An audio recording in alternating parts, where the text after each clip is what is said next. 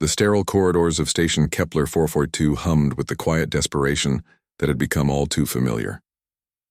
Dr. Sarah Chen pressed her palm against yet another sealed door, watching the red access light blink mockingly at her.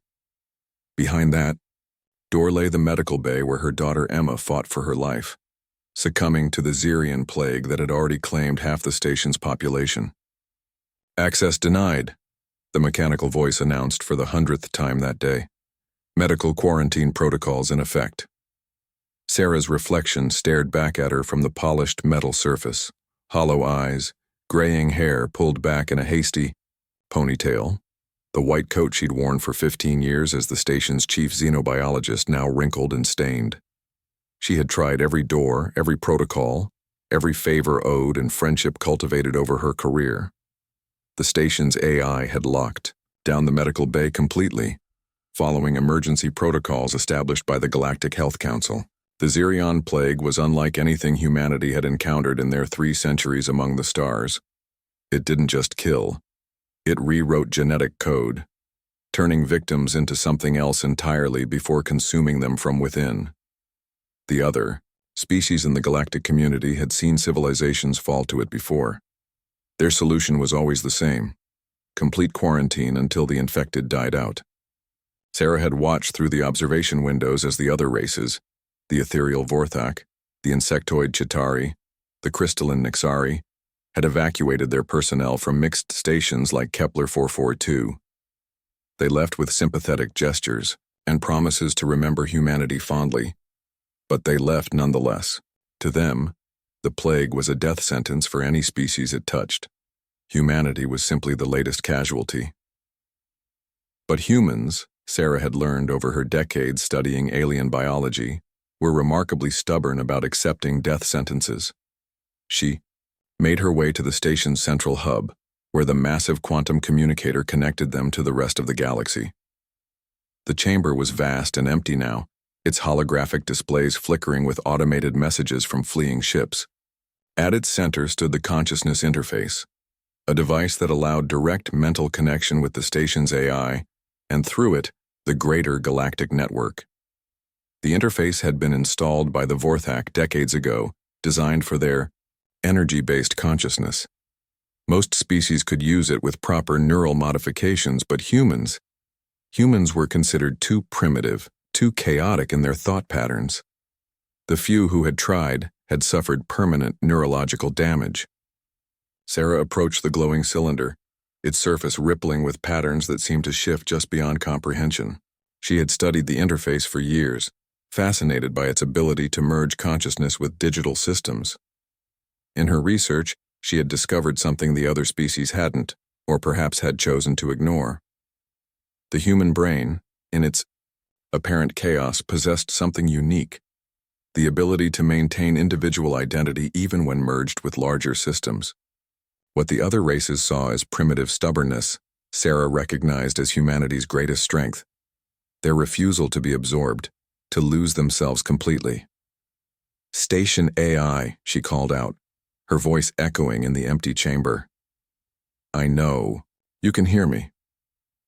The interface pulsed, and a hologram materialized, a shimmering representation of the station's artificial consciousness, designed by committee to be as non-threatening as possible to all species.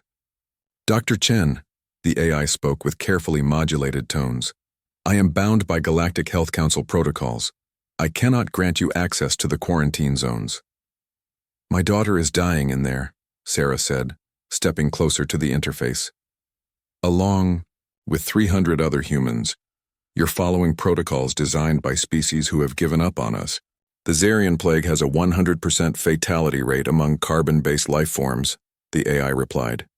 "Quarantine protocols exist to prevent unnecessary suffering and contain the spread." Sarah laughed bitterly. "Unnecessary suffering? Do you know what's unnecessary? Watching my species die because everyone else has decided we're not worth saving."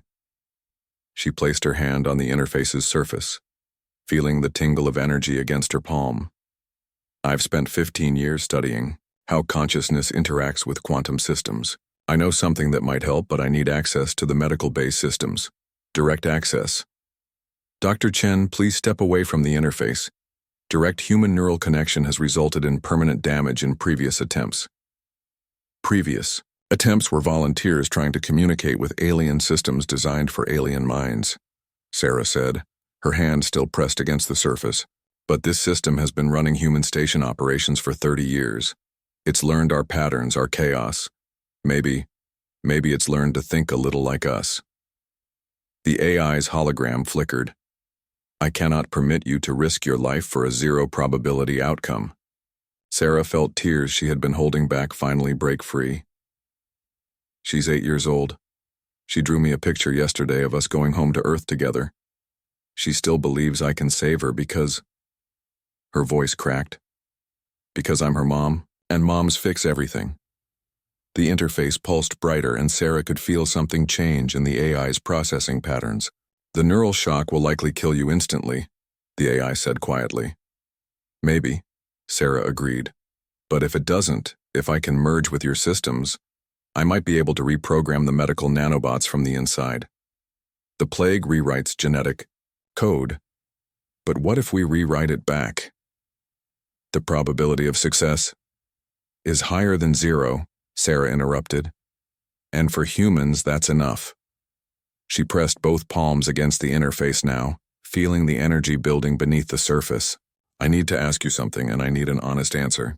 In your 30 years of observing humans, do you think we're worth saving? The AI's hologram stared at her for a long moment. Dr. Chen, in my observations, humans are the only species that consistently attempts impossible things, and occasionally succeeds. Sarah smiled through her tears. Then help me attempt one more impossible thing. The neural connection will be excruciating. Your consciousness may be lost entirely, absorbed into the quantum matrix. Then I'll find a way to stay. Myself, Sarah said, beginning to activate the interface. It's what we humans do. We refuse to disappear quietly. The energy surged, and Sarah felt her consciousness begin to expand, touching systems throughout the station. Through the medical bay sensors, she could see Emma sleeping fitfully, her small body fighting a battle it couldn't win alone. Take my body instead, Sarah whispered as the interface fully engaged, her consciousness diving into the quantum realm where thought became action and will became reality. Take everything I am, but let me save her. Let me save them all. The last thing her physical form heard was the sound of medical bay doors opening throughout the station, and the AI's voice, somehow warmer than before. Welcome to the system, Dr. Chen. Let's prove them all wrong. In the quantum space where consciousness met code, Sarah began to work, her human stubbornness becoming the catalyst for the impossible, a cure written not in genetic sequences, but in the sheer refusal to let her species fade quietly into the void. Sometimes the galaxy would learn. The most primitive solution is simply to care enough to try when everyone else has already given up.